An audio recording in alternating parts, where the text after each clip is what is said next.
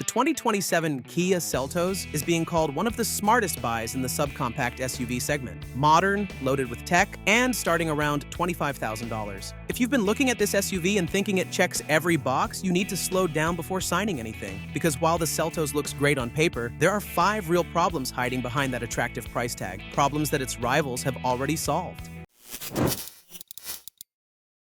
Number 5. Underpowered base engine. Most buyers looking at entry-level Seltos trims will find themselves behind the wheel of the base 2.0-liter, naturally aspirated 4-cylinder. On paper, 147 horsepower might sound passable for a small SUV, but once you're out on the road, the reality is going to be harder to accept. This engine is producing just 132 pound-feet of torque. That's a figure that makes itself felt anytime you need to merge onto a fast-moving highway, pull out of a tight junction, or pass a slower vehicle with any confidence. The outgoing Seltos with the same engine was reaching 60 miles per hour in 8.3 seconds, and that was before the 2027 redesign added further weight to the body. Think about what that actually means on a busy highway on-ramp, when you're already at the end of the acceleration lane and still waiting for the engine to respond. That hesitation isn't just inconvenient, it's the kind of thing that puts real stress on a driver. The Honda HR-V is arriving with 158 horsepower. The Toyota Corolla Cross Hybrid is bringing 196 horsepower to the same price bracket. Neither of them is working nearly as hard to get moving. There is a stronger option in the lineup. The 1.6-liter turbo is bringing 190 horsepower and 195 pound-feet of torque, which is a completely different experience. But stepping up to that engine is going to cost extra. If your price range is keeping you at the base trim, you're going to be living with an engine that doesn't match the energy of an otherwise impressive redesign. And even if the powertrain isn't your top concern, there's a comfort issue waiting inside the cabin. One that long-distance drivers are going to notice long before they reach their destination. Number 4. Uncomfortable front seats. This tends to be the detail that gets lost in all the excitement surrounding a new model launch, but it's worth paying attention to. The Seltos front seats are not going to be performing well on extended drives. Previous generations of this SUV have drawn criticism for seat cushioning that stops supporting you properly after about an hour on the road, and there is no indication that the 2027 redesign is addressing this systematically. Kia has confirmed the new front seats are going to recline almost flat, which is a useful convenience feature. But recline angle is one thing. What actually determines comfort over a 2 or 3 hour highway stretch is lumbar support, cushion density, and how well the seat holds you through lateral movement. And these are the areas where the Seltos has consistently trailed rivals like the Mazda CX-30 and the Subaru Crosstrek. Picture a long weekend drive, a few hours of interstate with a couple of planned stops. By the time you're 90 minutes in, if the seat isn't holding your lower back correctly, that discomfort is going to be the only thing on your mind. It's the kind of thing that turns what should be an enjoyable trip into something you're just trying to get through. Competitors at this price point are doing a noticeably better job here. The seat comfort problem is real, but what's more revealing is how the Seltos behaves once you actually start pushing it, because that's where its rivals are making the Kia look genuinely flat-footed. Number 3. Many rivals are more engaging to drive.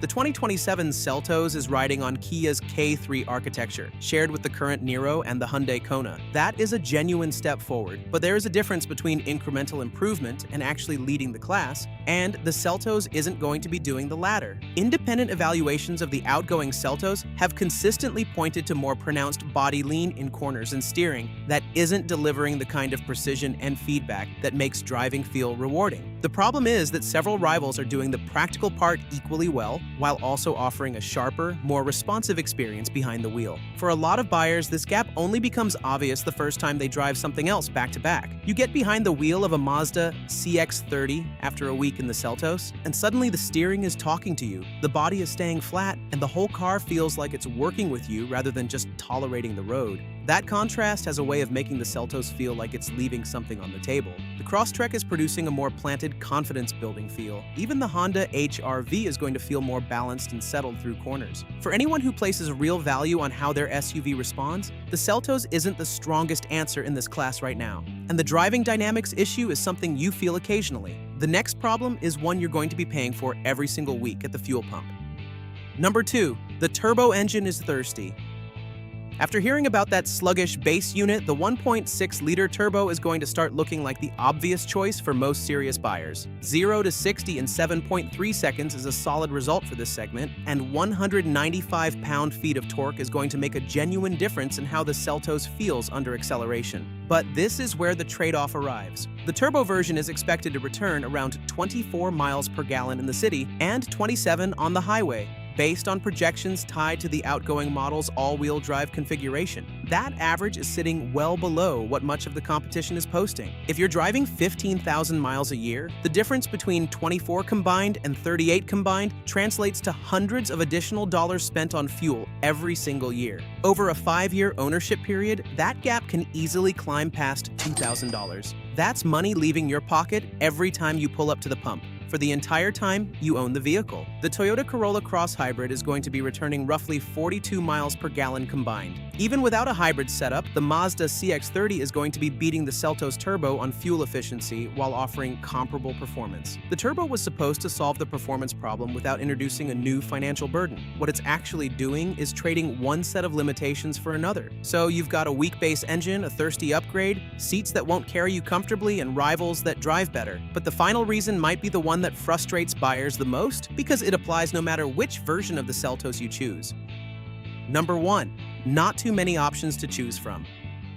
Before anything else, the 2027 Kia Seltos is going to be an excellent value proposition. A starting price around $25,000 for a fully redesigned subcompact SUV with a premium-looking interior, dual 12.3-inch displays, and a serious safety technology suite is a strong offer. That much is not in dispute. Where things start to soften is when you look at how much flexibility buyers are actually going to have. The gas-powered range is arriving in 4 trims: LX, S, EX, and X-Line. The hybrid variant is going to be offered in 3. A sportier GT line model exists globally, but whether it reaches North American showrooms is still unclear. Standalone option packages and individual feature upgrades are going to be limited in scope. Think about the buyer who wants the turbo engine but doesn't need all-wheel drive, or the one specifically after the hybrid but with no interest in the X-Line's off-road styling. With the Seltos, those buyers are going to be paying for features they don't want in order to access the one feature they do. The Subaru Crosstrek and Toyota Corolla Cross are going to offer meaningfully more flexibility, and that difference matters when you're spending close to $30,000. The hybrid version arriving later in the model year adds a further complication. Buyers specifically after electrification are going to be waiting months longer than those choosing gas models, with no confirmed US timeline in place. For a vehicle doing so many things well, that's not a small footnote, it's a real reason to keep shopping. The 2027 Kia Seltos is genuinely going to be a strong SUV for the right buyer. The design is real, the value is real, and the new interior is going to turn heads at this price point. But a weak base engine that's going to struggle on the highway, front seats that aren't built for long journeys, driving dynamics that several rivals are going to beat without trying, a turbo upgrade that's going to cost you at the pump every single week, and a lineup that doesn't give you nearly enough room to build the exact Seltos you want. Those aren't minor footnotes. They're the reasons why the competition isn't worried about this SUV as much as the sales projections suggest they should be. If the Seltos is still on your shortlist after all of that, make sure you've driven the Mazda CX-30, the Subaru Crosstrek, and the Toyota Corolla Cross Hybrid back-to-back before handing over your money, because that test drive might be the most important one you take. But even with these limitations, the Seltos could easily align with your preferences. Still, make sure to check out the competition, starting with the Nissan Kicks and its strengths and weaknesses. It's practical, spacious, and well-equipped. But the Kicks is also powered by a weak engine and doesn't deliver a particularly great driving experience.